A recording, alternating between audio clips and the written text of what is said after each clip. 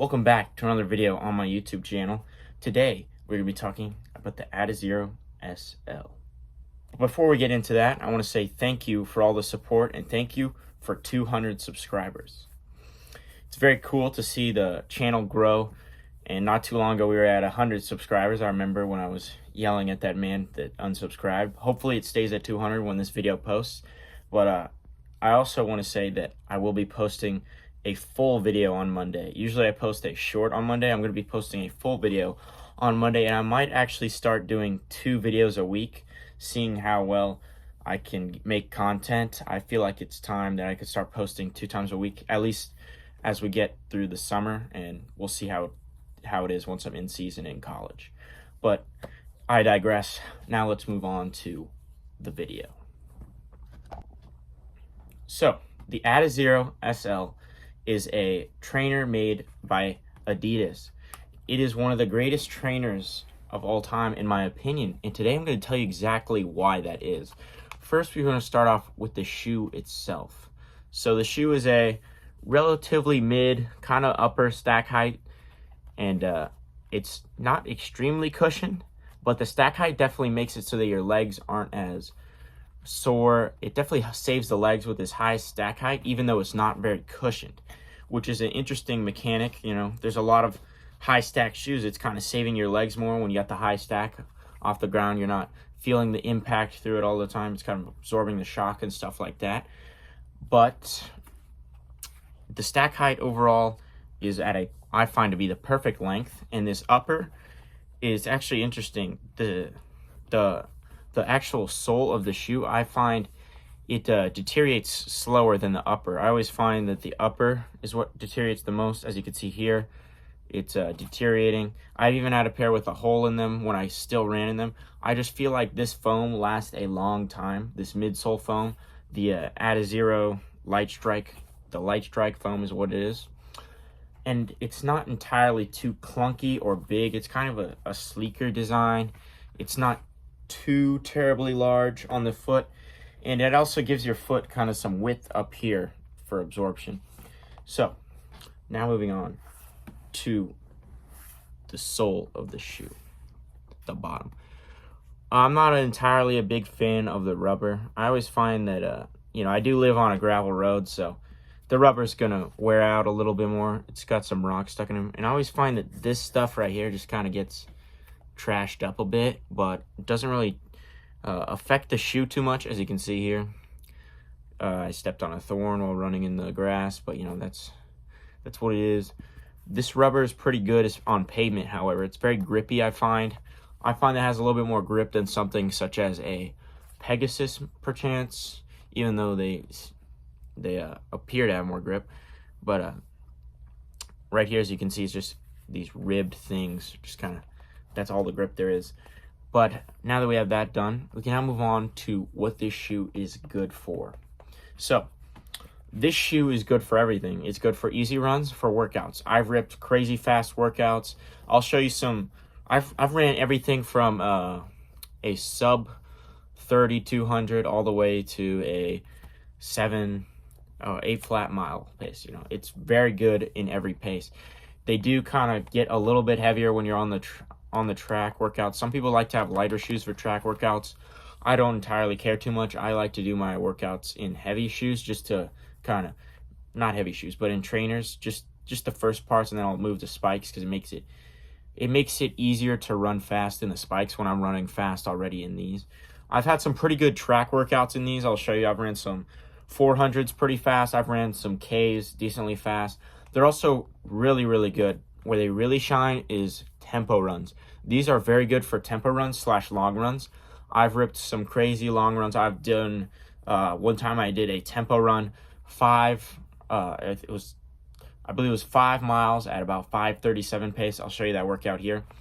That workout was pretty good. I feel like not too hard in the shoes. The shoes don't exactly have, you may not notice it, but what I noticed is that when I switch from these shoes to the Pegasus, these are way more responsive. The foam is way more responsive.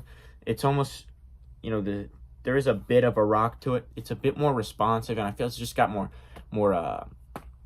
pep in the step. You know, it's got more kick, more responsiveness when compared to other shoes in the category.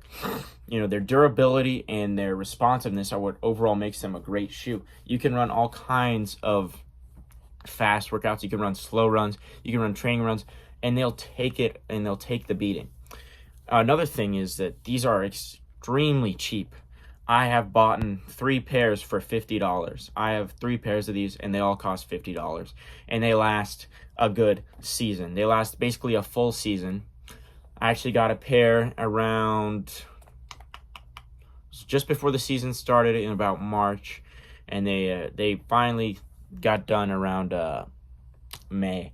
It was like February, I believe, when I got them, and then May is when I retired them.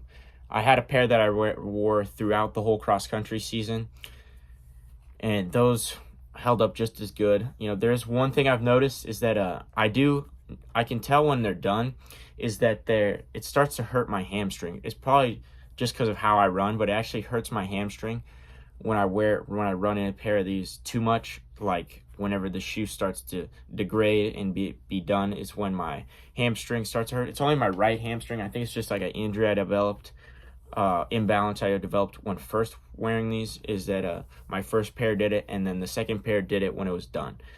But if you get those switched out quick, you can wear them pretty well. I don't necessarily recommend wearing them back to back. I don't wear shoes back to back. I usually switch out my trainers every every season. I'll get a different type of trainer.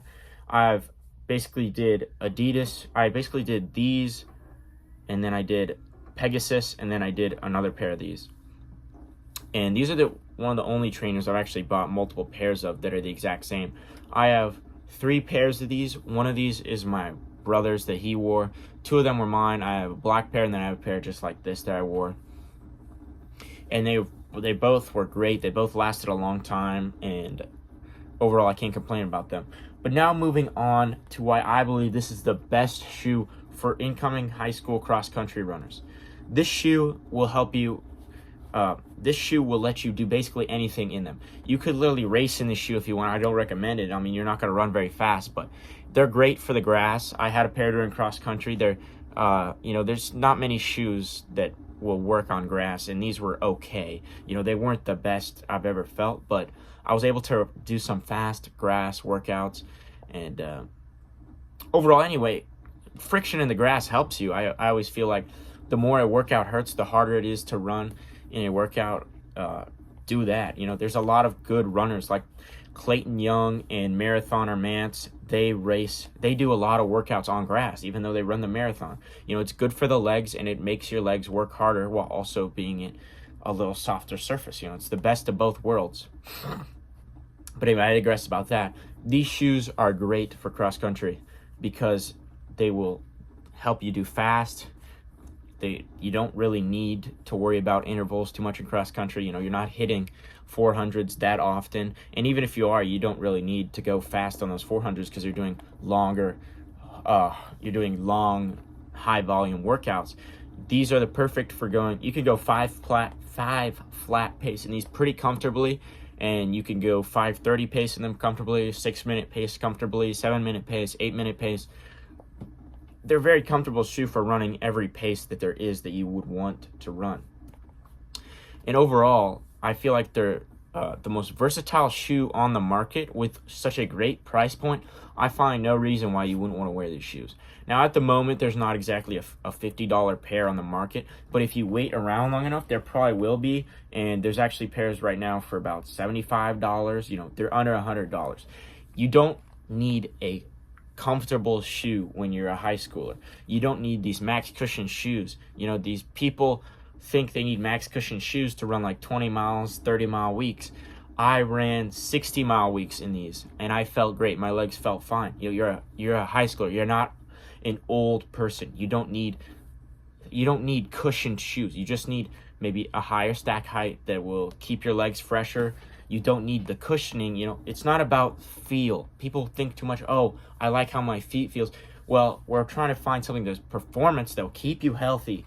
You know, running is a hard sport. You know, you don't want to feel good when you're running. I mean, yeah, easy days you want, but your workouts, you want to feel like it hurts. You know, You know what I mean? You don't need max cushion shoes. It's kind of a pet peeve of mine. I had a pair of max cushion shoes when I first started out running. I had 2 pairs of Invincibles back to back, and my feet started hurting really bad. And it's because my feet got so weak from the max cushion shoes that I started to have pain in my foot. And that's not a good thing. You know, that's why we need to go back to these neutral trainers that aren't max cushion shoes.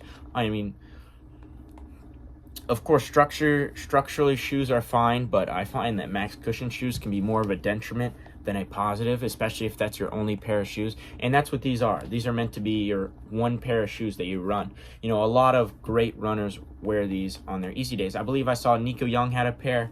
I know the Tin Man crew do wear these, or they did back in the videos a lot. There's a couple guys that wore these, and overall, I think this is the best Adidas trainer on the market. And it is the best trainer on the market, in my humble opinion. You know, if I could wear these every time, every cycle, I would. But you know, it's not the best to wear the same shoe over and over again. Your feet will start to have problems with it. You know, that's what I experienced when wearing max cushion shoes. But anyway, overall, I think you should get yourself a pair of these. You know, they don't set you back too far, and they are overall a great shoe. Now, I'm not sponsored by Adidas. You know, I only have 200 subscribers. Adidas does not give me anything. I have gotten nothing from Adidas. But overall, I think these are great shoes, and I really like what Adidas has done with this shoe. You don't really see something like this at Nike or any other brand for this price point. You know, these are dirt cheap when compared to other shoes. You know, they're like a third of the price, and that's why I think that you should get these shoes. Anyway, guys, that just about does it for today's video. I hope you enjoyed my rambling about why I believe these are the best shoes on the market and why I think you should get a pair of these shoes. I just wanted to share my thoughts. I've worn these shoes for hundreds and honestly thousands of miles. I've had a couple pairs of them, and overall they've treated me very well. And let me know down in the comments below if you've ever worn these shoes, if you're getting these shoes, and your thoughts overall on these shoes. Also, let me know some other trainers that you would recommend and some trainers that you like. Thanks for watching, and goodbye. This video comes to an end. I want to say thanks for watching, and make sure to check out my other socials, as I have a podcast and a TikTok. And thanks for watching. Peace.